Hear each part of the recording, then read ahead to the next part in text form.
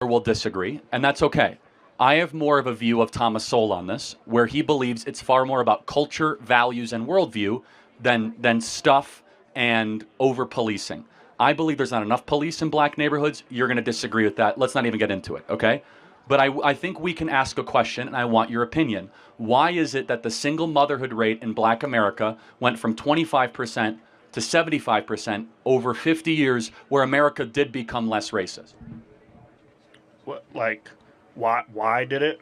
Yeah, so what caused black America to go from one of the strongest nuclear family communities in the country to now the weakest by far? I After the 1960s, the great black leaders era, so much pressure was applied. Hey, Mark, Fred Hampton, Malcolm, all these great leaders, so much pressure was applied to white America. After they got rid of all of them,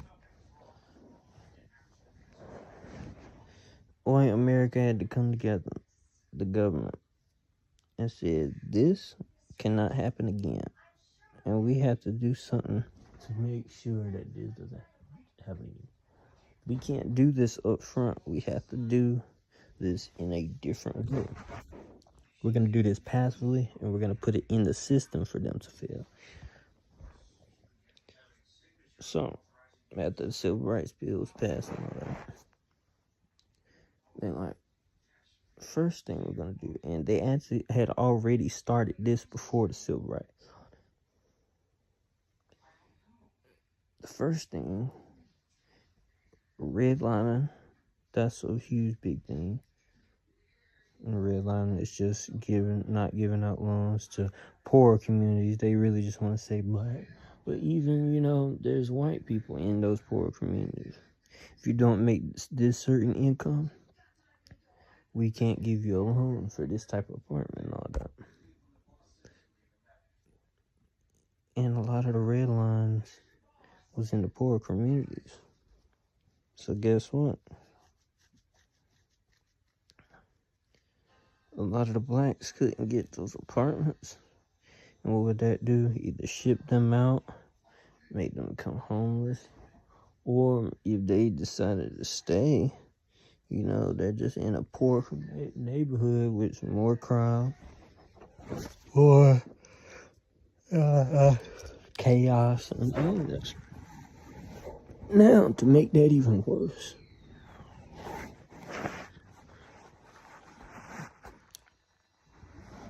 and we're not even going to get on gentrification, where they're shipping the blacks out. They're shipping us out. And taking over the black towns and making them white towns. By pushing up the rent, forcing the blacks out. Whites come in, boom. Because we don't have... Because, see, white America knows what we make. Black America, we can't, unless we own it, we don't know what everyone in that city makes. So we can't really gentrify anything too much, because we have to pay other people. But, let's move on. Back to the question. With the mothers, single moms. With them in poverty, through redlining, and not just redlining is just one example. With them in poverty, you know what that does? It's gonna all, answer, because we were strong. The black family was strong, and because some of this is on us, but with the single mothers, why the rate have went up since the 1960s? And I'm not bypassing the question. They cut the head off the snake first. This is what they had to do after the 1960s Great Revolution of the Black Leaders Revolution. White America came together and said this cannot happen again. So we have to make sure of this by putting it in the system that they will fail, and they're gonna do it themselves this time. We're not even gonna, it's not gonna be in a bill or anything, so it's not gonna look like we're the ones doing it. It's gonna look like it's only there.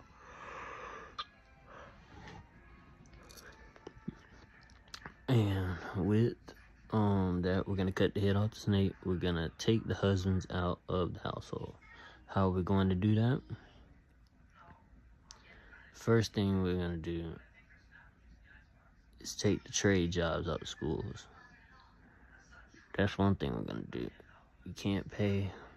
A lot of us had trades, but if you take that to school and we're not learning trades no more, because a trade you can feed your family forever.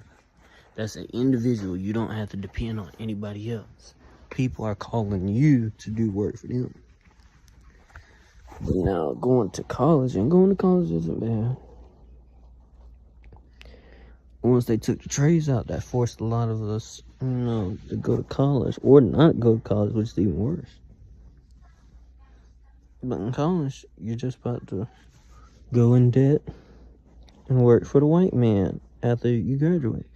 If you don't go to college, you're still gonna work for the white man. Now, what is working for the white man gonna do?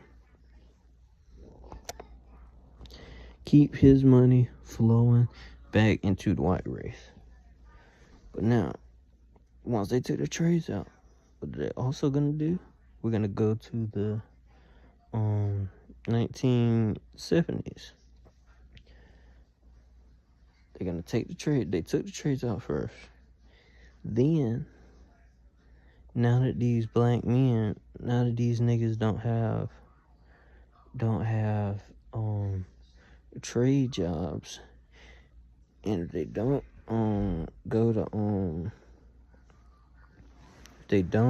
go to college, that makes it even harder for them. We're not gonna give all of them jobs, so a lot of the black niggas are gonna be unemployed. So now you know what we're gonna do is skip to the 1980s. Crack cocaine operations, the CCO. We're gonna drop drugs in the community and drop drugs in the community. The Ronald Reagan thing. Ronald Reagan operation. RRO, actually.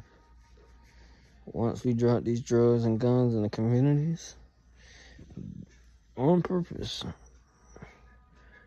they're gonna think to themselves, okay,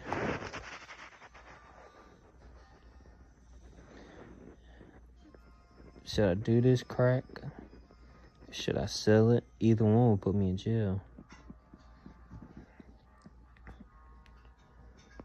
And then with the guns, do I have to explain? You're already struggling, so you're not in a good headspace. Nobody's hiring you, so that's even worse. So you might rob somebody, or you might go shoot one of your own people. It's all a war in themselves. The white man is passively through the white man. But another black man killing another black man because both of them are struggling, both of them are unemployed, both of them are on drugs. Come on, y'all know this game. That wasn't it though.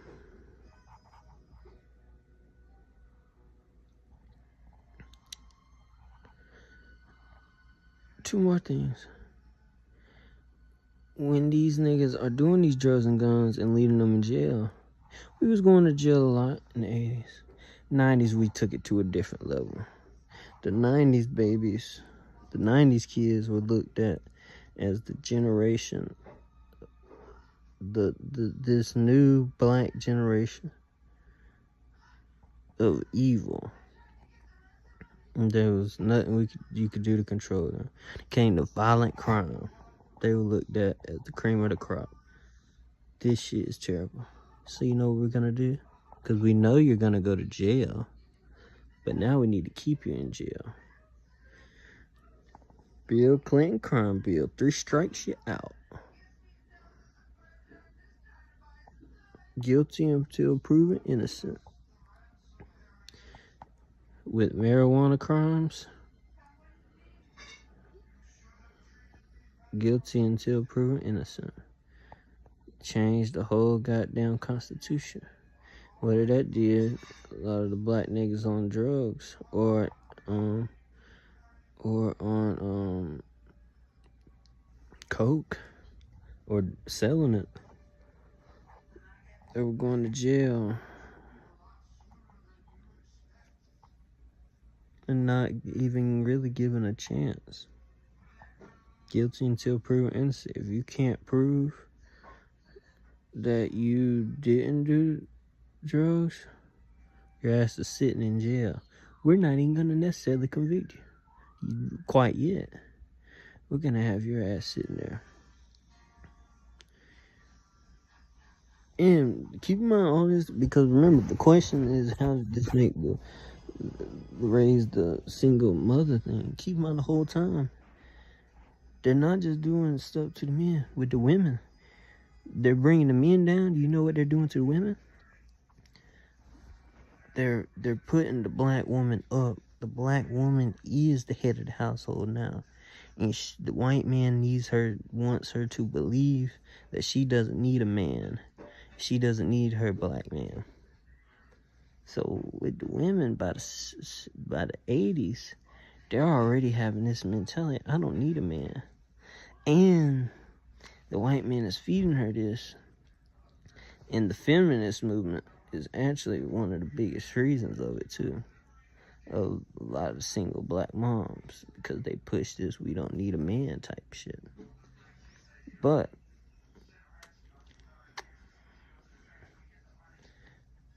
the feminists, the women who started the feminist movement, they were racist. But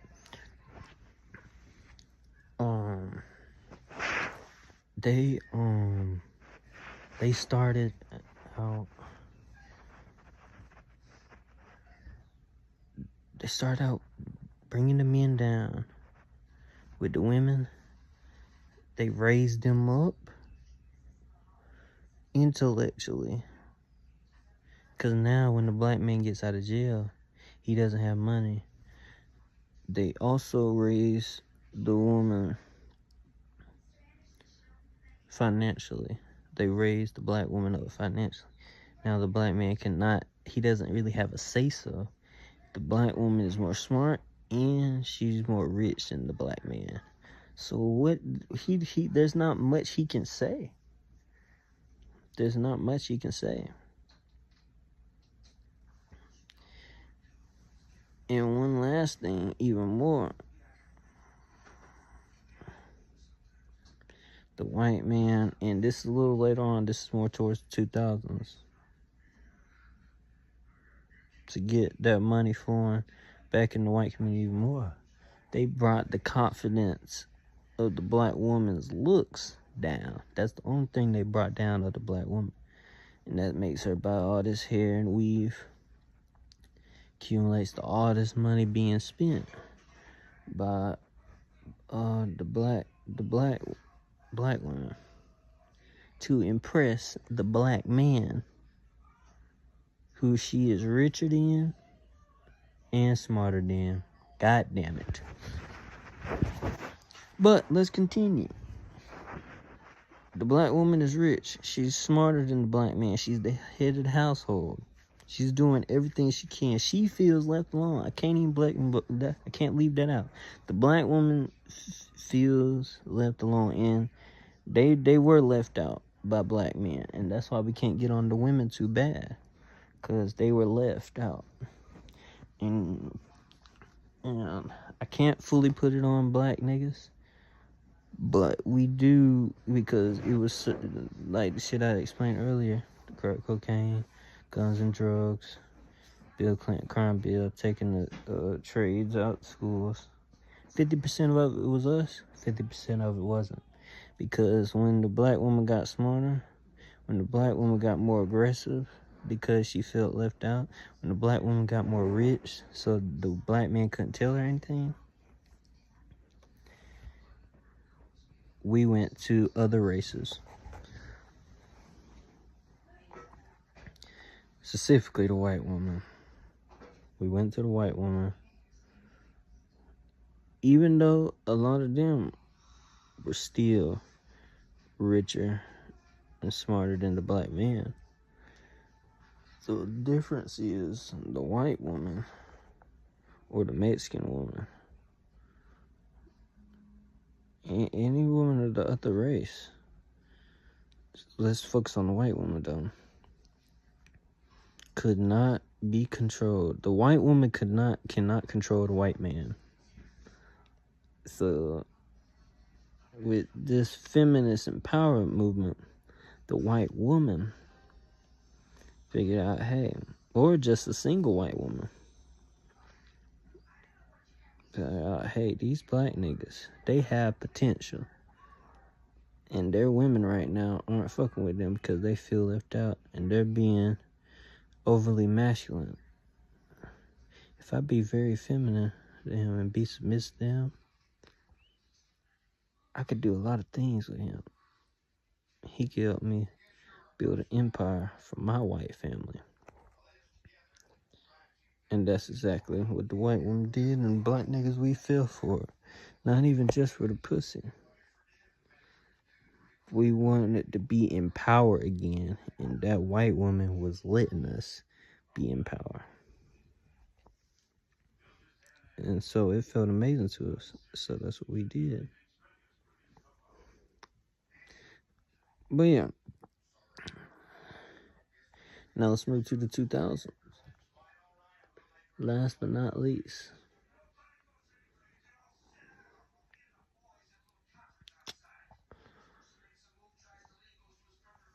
And actually,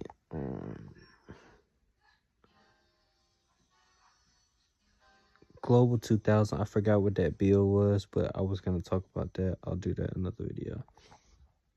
We're going to move to Barack Obama. Transgender and the LGBT community. The last straw. 2008.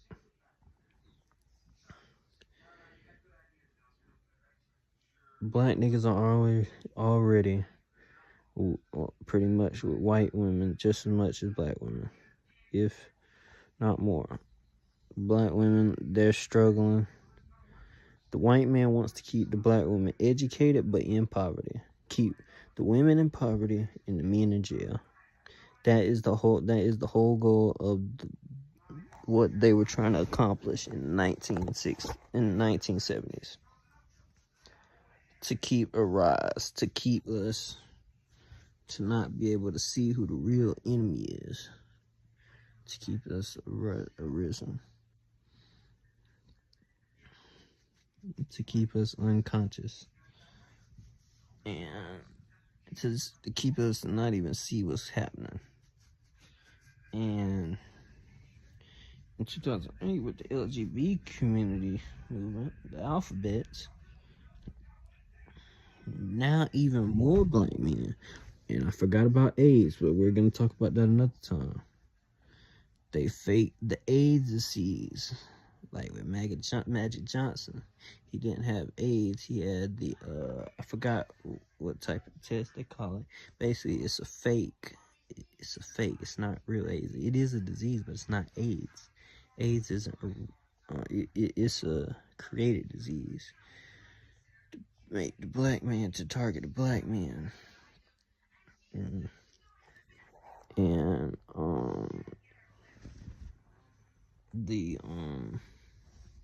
because Matt Johnson, he didn't have AIDS, which is why he was gonna be he was actually gonna come out about it, which is why he actually came back, in the NBA again. He was gonna come out about it, but the NBA went ahead, told him to get up out of there with that. So I forgot what it's called though, but yeah. The AIDS, that killed more black men. Black women, even less lonely, even more lonely. The black man in 2008 started dating his damn self. God have mercy. He's not only now is he not dating the black woman as much.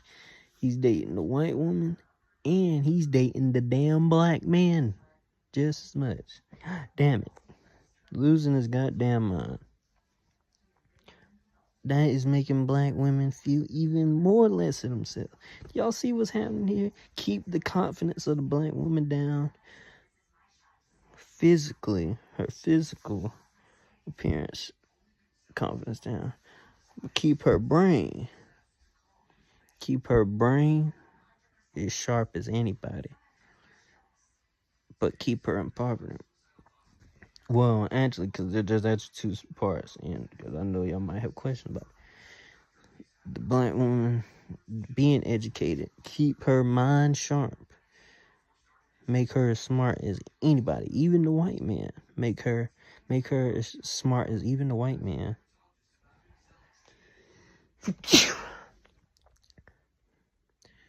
Make her as rich as anybody. Even the white man, which is why a lot of the black women that are with black men, a lot of black women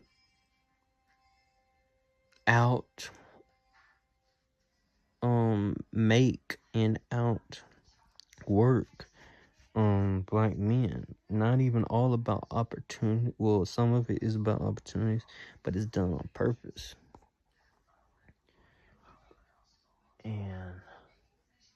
But yeah, those are the educated white women. Keep their mind sharp and keep their money in their pockets, but keep their physical presence low. Their physical looks low. Shit, even have her go with the white man. That's what the white man wants. Now we can control the black woman and the white woman. God damn it. And then the white woman still fucking with the black nigga. The black nigga, the money he is getting, bringing it to the white woman. If he somehow gets rich, he'll already be putting it in the white race. Divorce happen. Come on, y'all know what's going on. Then also with the white with the black woman, you got the educated black woman, but you also got the black woman in poverty. And all it is with them is the white man wants to keep the black woman in poverty. They want to keep her confidence low too, physical appearance wise, but they also want to keep her they want to keep her with this mentality that she doesn't need a man and she could do everything by herself in fucking poverty, that she doesn't need anybody.